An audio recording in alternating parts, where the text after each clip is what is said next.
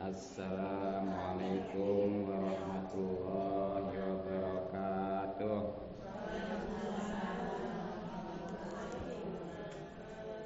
Bismillah walhamdulillah wassalatu wassalamu ala rasulillah wa ala alihi wa sahbihi wa mawala amma ba'du.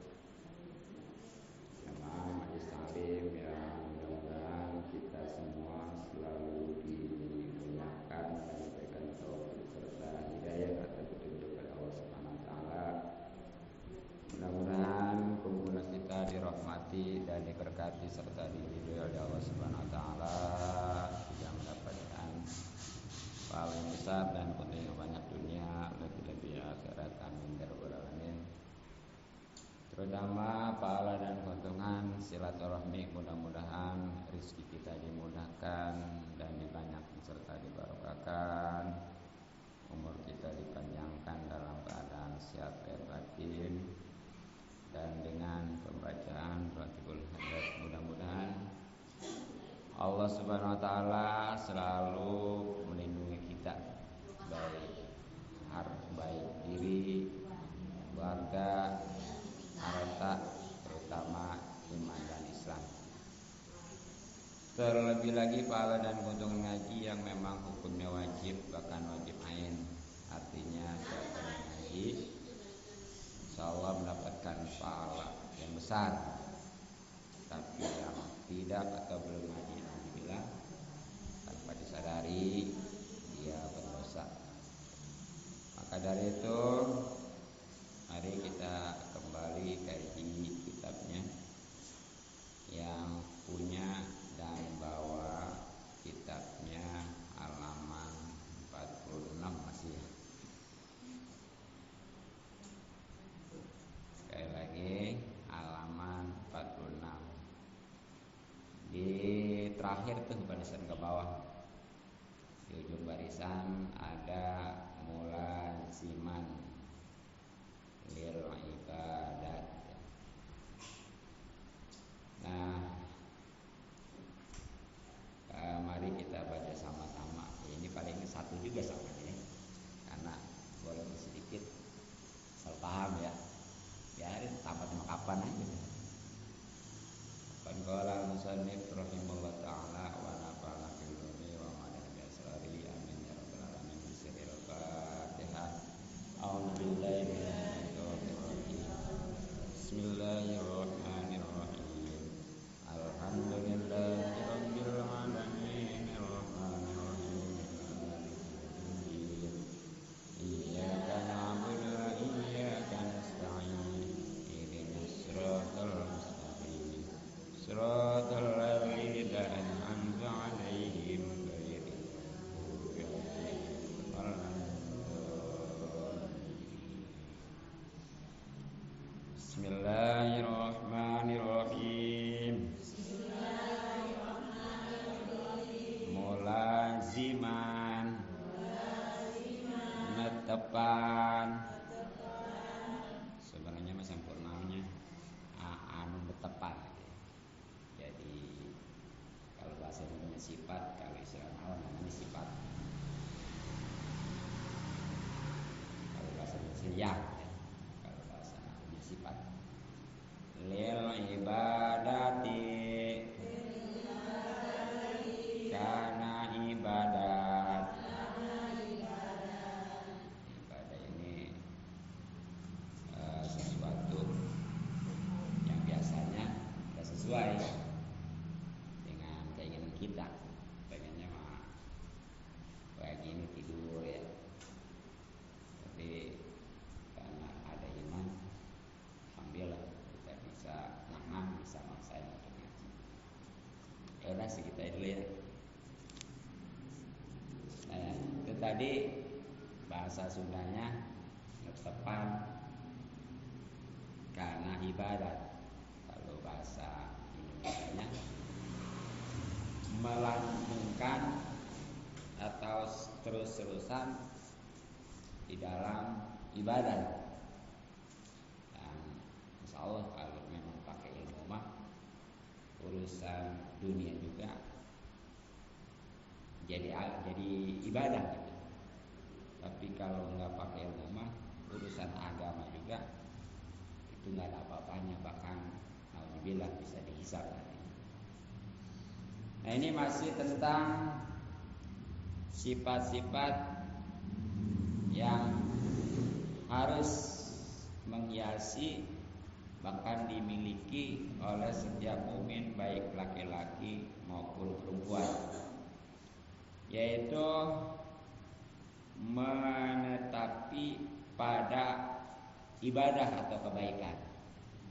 Ya dalam istilah populer disebutnya istiqomah. Kan sering orang suka nyebut istiqomah. Ya kita juga kadang-kadang ya alhamdulillah istiqomah. Tapi ketika ditanya apa itu istiqomah? Jadi istiqomah mah kalau bahasa istilahnya mah adalah menetapi kebaikan. Kebaikan ya, bukan keburukan. Kalau keburukan mah itu jangan ditetepin, jangan diterus-terusin. Kalau bahasa inteleknya mah kontinunya bagaimana? Kontinuitas gitu. Ya kalau bahasa kampungnya pokoknya terus-terusan aja gitu ya. Ya yang enggak berhenti-berhenti walaupun sedikit. Sebab memang dalam Islam amal yang paling utama itu bukan yang paling banyak sekali doang. Gitu ya. Jadi yang paling disukai, yang paling utama adalah amal yang terus-terusan walaupun sedikit. Masih lebih baik daripada banyak sekali doang. Seperti gini contohnya. Ada orang seminggu sekali baca Quran sampai 3 juz. Ya.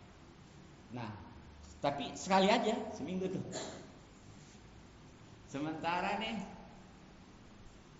yang keduanya mah orang baca Qurannya sehari paling selembar. Itu kalau seminggu ada nggak sejuz? Enggak. Sebab 9 lembar ya, ya kan? 9 lembar ya. Padahal mah kalau ngitung banyakan yang tadi ya. Benar. Tapi itu masih bagusan yang setiap hari selembar nggak berhenti daripada seminggu sekali. Tapi walaupun banyak, tapi cuma sekali aja. Masih bagus itu daripada yang setiap hari kagak, seminggu kagak gitu. Tapi ini mah dibandingkan gitu. Sama sedekah itu masih lebih baik tiap hari walaupun istilahnya sedikit daripada banyak tapi sekali. Iya, yang lebih bagus lagi sih setiap hari tapi bilangannya sama yang sewaktu-waktu begitu. Jadi itu istiqomah ya. Ini luar biasa. Amalan walaupun gampang ngomongnya tapi ini berat. Makanya kalau orang untuk ngaji, insya Allah sewaktu-waktu bisa diusahakan ya. Tapi kalau terus-terusan nih, karena kadang-kadang kita sewaktu-waktu ada aja halangan. Ya, seperti ya, pada kesempatan ini ya, mudah-mudahan panitia nih teh meme ya, beliau nggak ngaji kenapa? Katanya nengok cucunya itu sakit. Kita doakan mudah-mudahan pada sabar, diberikan kesembuhan yang cepat ya. Ya itu mah ada ujur itu mah, tapi ini mah nggak ada apa ngaji ya. Itu namanya istiqomah. Jadi istiqomahnya terus-terusan. Kalau memang jadwalnya hari Senin, ini kudu kita agendakan. Makanya saya kalau bukan nggak paksa amat mah ya, insya bahkan mau acara aja nih orang ngajakin apa, saya tanya dulu berapa hari nih. Banyak ngajakinnya pagi tuh Minggu, Ahad. Tapi sampai 2 hari saya nggak mau. Sebab bakalannya Senin nggak kekejar gitu ya. Kecuali kalau memang acara keluarga sekali gitu. Jadi tujuannya supaya istiqomah. Nah ini apa nih keuntungan istiqomah? Nah ini kalau memang lebih meyakinkan lagi ya, ditulis surat Fussilat, kita dibaca terjemahannya. Surat Fussilat ayat 30 sampai 32, berarti 3 ayat tuh. Ya. Dan yang keduanya di surat Al-Ahqaf ayat 13 sampai 14. Minta kalau yang punya terjemahannya lupa, supaya lebih memastikan, dan nanti kalau lupa bisa dilihat lagi. Ya, tentang keuntungan istiqomah itu yang pertama ada di surat Fussilat ayat 30 sampai berapa tadi? 30 sampai 34. 32 ayat 32, 3 ayat ya. Iya 32 benar. Ayat keduanya surat Fussilat ayat 13 sampai 14 ayat. Nah ini terjemahan aja ya. Ya kalau dibaca ayatnya panjang lah. Masalah antara lain perlu disampaikan lagi secara spesial karena ini mau menghadapi akhir dan awal tahun. Jadi terjemahan wallahu alamin aja ya. Sesungguhnya orang-orang yang berkata Tuhan kami adalah Allah, berarti udah iman tuh ya. Belum cukup hanya beriman. Kemudian mereka menegakkan pendirian mereka. Artinya setelah beriman dibuktikan nih dengan amalannya, konsekuensinya, dan ini juga terus-terusan. Jadi enggak maunya gitu ya. Pokoknya benar-benar diagendakan. Walaupun sedikit, dia terus-terusan. Tadi kan ya masih lebih baik sedikit terus-terusan daripada banyak sekali-sekali, sewaktu-waktu. Nah tuh, jadi intinya udah beriman terus istiqomah nih keuntungannya ya. 1, maka malaikat-malaikat akan turun kepada mereka dengan berkata, janganlah kamu merasa takut dan jangan kamu bersedih hati, dan bergembiralah kamu dengan memperoleh surga yang telah dijanjikan kepadamu. Artinya apa nih? Jadi itu kalau orang sudah beriman dan istiqomah, jadi terus-terusan di dalam kebaikan, terutama ibadah ya. Itu terutama nih ketika menjelang kematiannya, ketika sakaratul maut, itu malaikat datang. Tapi nggak ada yang tahu ya, cuma dia aja tuh yang sakaratul maut yang tahu. Ngapain tuh malaikat? Malaikat itu mesen ke dia. Kalau kata bahasanya mah udah jangan sedih, jangan takut, dan jangan sedih. Takut sama sedih beda kan? Hah? Kalau takut biasanya hubungannya dengan akhirat. Kalau sedih mah urusannya dunia ini yang ditinggalkan. Jadi kesimpulannya, kalau orang itu udah istiqomah, dia udah nggak takut nanti di akhirat bagaimana. Sebab udah pede, istilahnya udah banyak bekalnya ya. Dan karena memang keimanan sudah kokoh, udah yakin kepada Allah, ini yang ditinggalin juga dia nggak mantak sedih. Apa yang ditinggalin? Harta, istri, kalau suami mah ya, anak, pokoknya keluarga lah. Itu nggak sedih. Kalau orang yang benar-benar iman dan istiqomah. Makanya kalau ada orang seperti begitu nih sakaratul maut, dia malah yang nggak tenang gitu ya. Apalagi sampai nangis mikirin keluarganya, itu berarti belum istiqomah. Kalau dia istiqomah mah yakin di akhiratnya juga dia bakal di akhirat udah tenang. Untuk yang ditinggalkan udah aman, udah merasa ada yang melindungi nantinya gitu. Makanya dari matinya ke tengah nih.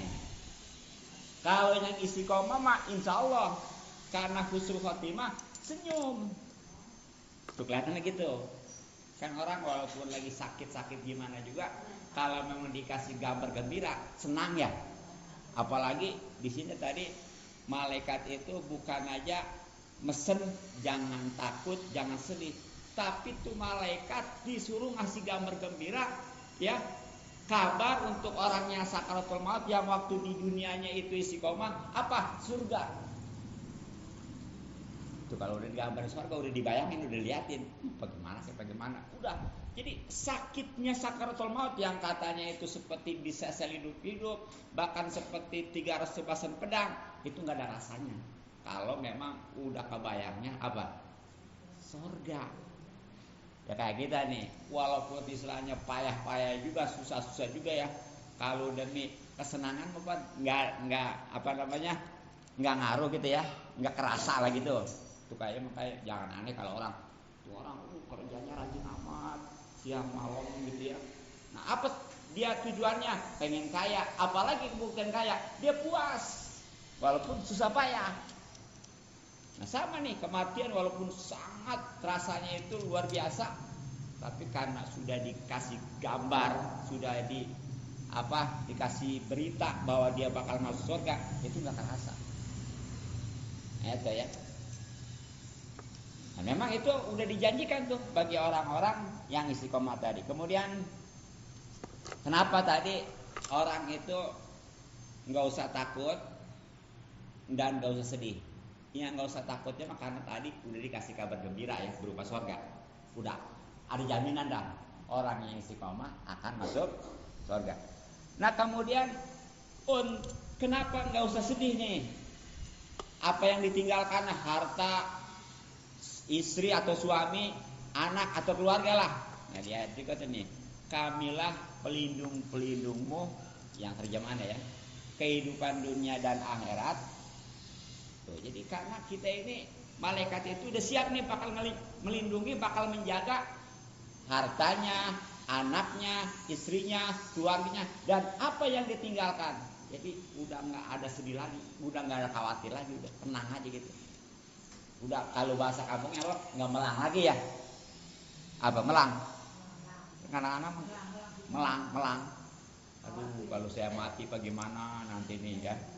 Anak saya masih kecil-kecil gitu ya. Terus harta saya nanti siapa yang ngurusin gitu kan ya?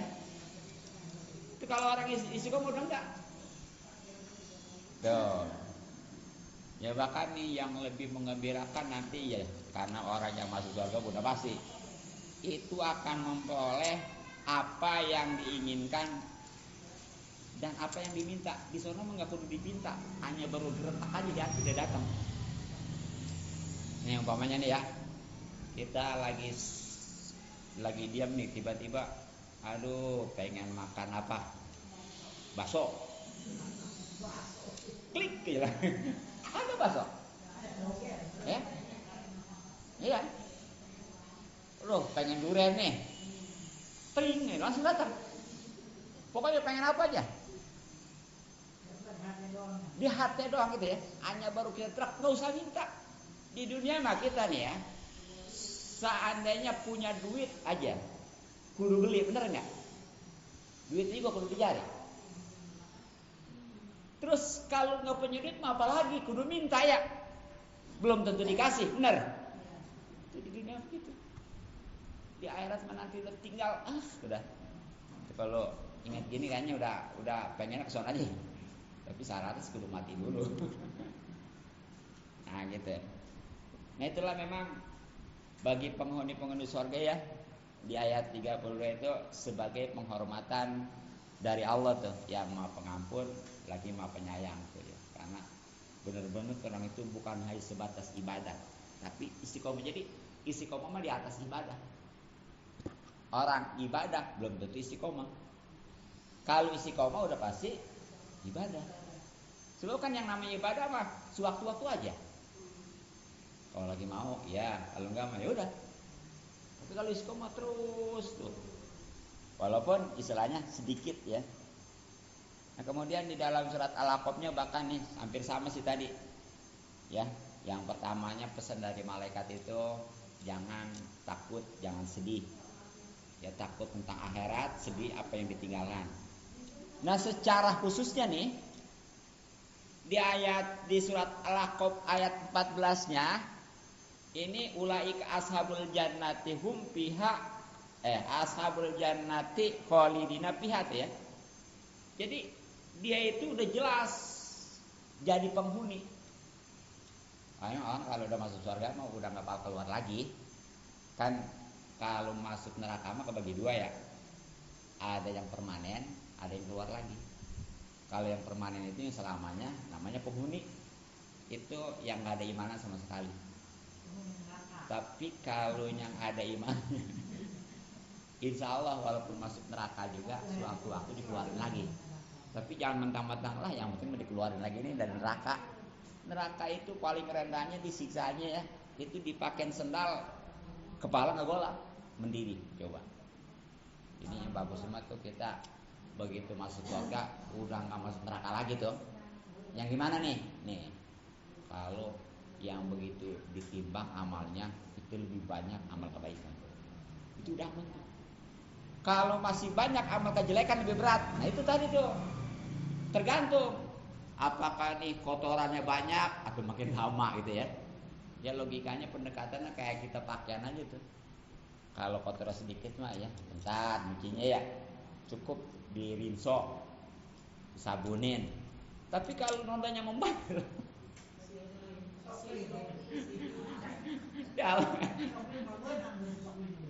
di backlist segala ya, pakai sidrun kadang-kadang ya, kayak gitu aja. Ya makanya luar biasanya ya istiqomah ini nih, sebagaimana kata keterangan bahwa istiqomah itu lebih baik daripada 1000 karomah. Istiqomah kan tadi udah tahu ya. Nah kalau karomah itu apa? Karomah itu hati seperti kemuliaan, kejadian yang luar biasa yang di luar umumnya gitu ya, tapi hanya diberikan kepada para wali. Seperti para wali pokoknya kalau ngomong sekejap nyata ya, pokoknya para wali ini bisa tahu ini itu gitu banyak gitu ya. Pokoknya mah banyak lah ke apa namanya kemampuan yang luar biasa yang nggak pada umumnya. Itu jangankan 1000, satu juga susah, walaupun belum tentu dapat. Bahkan kalau dia dapat satu aja merasa bahwa dia udah jadi wali, gagal kewaliannya.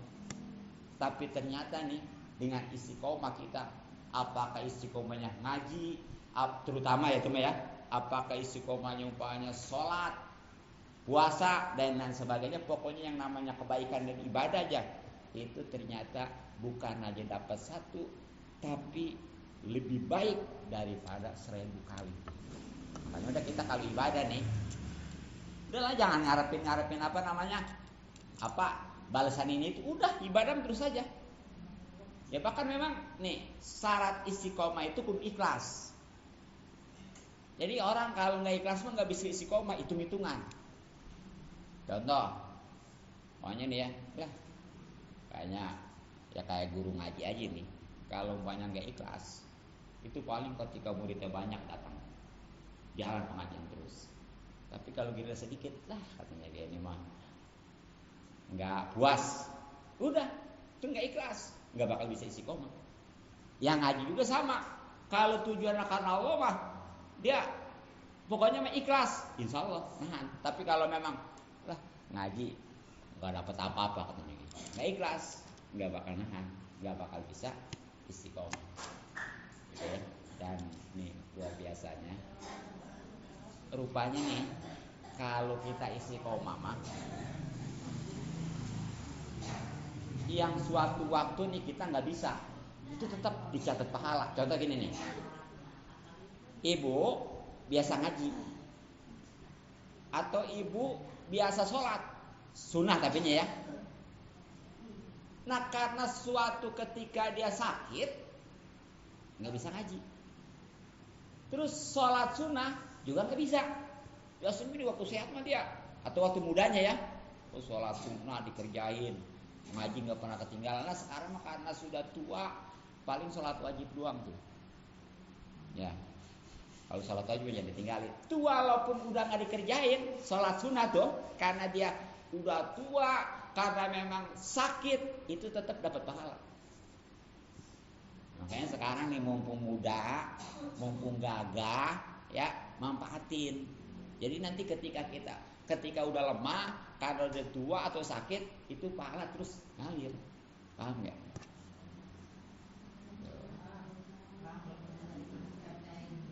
Iya, jadi kalau kata bahasa ini mah apa? Pensiun. Benar nggak? Kalau kata bahasa gaji mah gitu ya. Ya kan waktu jadi PNS dapat gaji nih, masih kerja ketahuan. Tapi begitu dia udah apa namanya? Pensiun. Kan tetap dapat gaji walaupun nggak saya itu ya. Itu PNS kali ini sama pahalanya. Ya walaupun umpamanya katakanlah dulu waktu dia masih muda, masih sehat, dia umpamanya rajin sholat sunnah, diberi pahala 100%. Nah sekarang karena dia itu sudah tua, sakit, udah nggak bisa sholat sunnah, sholat wajib tetap dikerjain, itu tetap pahalanya 100%. PNS emang enggak kan? Enak kan ya? Jadi makanya ada nanti orang, kok dia kayaknya nih nggak pernah ngamal ini itu, tapi kok ada terus pahalanya? Itulah karena dia waktu mudanya, waktu masih gagahnya dia manfaatkan, sehingga ketika dia udah lemah karena sakit atau udah tua, itu tetap dapat pahala mengalir. Gitu ya. Makanya harus kita manfaatkan. Itu mungkin bahasa tentang istiqomah ya. Jadi secara ini ntar bisa dilihat yang punya terjemahan tafsir ya, terjemahan Quran ya. Itu bisa dilihat di surat apa yang pertama? Fusilat ayat berapa? Iya, 30 sampai 32. Berarti berapa ayat? 3 ayat ya. Dan yang keduanya surat Al-Ahqaf ayat berapa? 13 sampai 14, berarti 2 ayat. Ntar dilihat ya.